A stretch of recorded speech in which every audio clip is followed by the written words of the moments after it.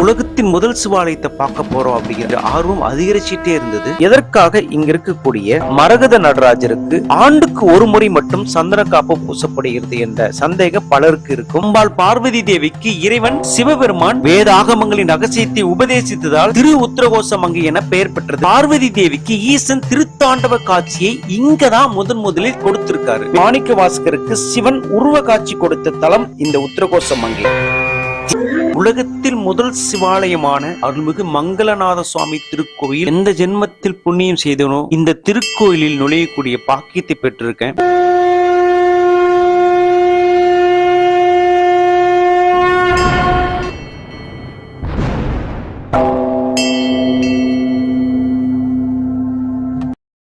அருள்மிகு மங்களாம்பிகை உடன் அமர்ந்த அருள்மிகு மங்களநாத திருக்கோவில் திரு உத்தரகோசமங்கை உலகின் மிக பழமையான முதல் சிவாலயம் அப்படின்னு இந்த கோயில் அழைக்கிறாங்க. இங்க இருக்கக்கூடிய சிவபெருமான திரு மங்களநாதர், மங்களேஸ்வரர், காட்சி கொடுத்த நாயகர், பிரலாயகேஸ்வரர் என்றும் அழைக்கிறாங்க. இங்க இருக்கக்கூடிய இறைவிய அதாவது அம்மைய மங்களாம்பிகை, மங்களேஸ்வரி, சுந்தரநாயகி என்று அழைக்கிறாங்க. இந்த நடராஜர் பச்சை மரகத கல்லினால் உருவாக்கப்பட்டிருக்காரு. ஆண்டுக்கு ஒரு முறை மட்டுமே இங்க இருக்கக்கூடிய மரகத நடராஜருடைய திருமேனியில் இருக்கக்கூடிய சந்தன காப்பு களையப்பட்டு நடராஜருடைய அந்த பச்சை நிற திருமேனியை காண முடியும். எதற்காக இங்க இருக்கக்கூடிய மரகத நடராஜருக்கு ஆண்டுக்கு ஒரு முறை மட்டும் சந்தன காப்பு பூசப்படுகிறது என்ற சந்தேகம் பலருக்கு இருக்கும். மரகத லிங்கம் பல கோயில்களில் இருந்தாலும் கூட உலகத்திலேயே மரகத நடராஜர் இந்த கோயிலில் மட்டும்தான் இருக்கிறது. இங்க இருக்கக்கூடிய மரகத நடராஜர் ஏறக்குறைய 6 அடியில் காணப்படுகிறார். நவரத்தின கற்களில் ஒன்றுதான் இந்த மரகத கல். இந்த மரகத கல் என்பது இயற்கையிலேயே மென்மையான கல் என்று சொல்லப்படுகிறது. மத்தளம் முழங்க மரகதம் உடைபடும் என்று சொல்வார்கள். இந்த மரகத கல் மென்மையான கல் என்பதால் அதிக சத்தத்தினாலும் கூட